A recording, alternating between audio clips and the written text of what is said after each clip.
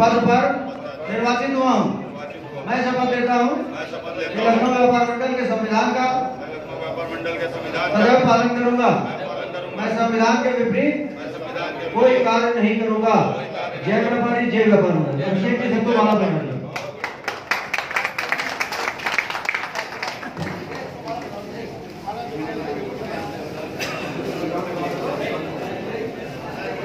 रकाबगंज मसरतगंज व्यापार मंडल के शपथ ग्रहण के भव्य कार्यक्रम में हमारे बीच में उपस्थित हैं अध्यक्ष लखनऊ व्यापार मंडल अमरनाथ मिश्रा जी, चेयरमैन लखनऊ व्यापार मंडल राजेश अग्रवाल जी, महामंत्री अभिषेक खरे जी, संजय रस्तोगी जी, राजकुमार अग्रवाल जी, श्री कुश मिश्रा जी, राजेश गुप्ता जी और यहाँ के संरक्षक आदरणीय राजेश जायसवाल जी, आप सबको बहुत बहुत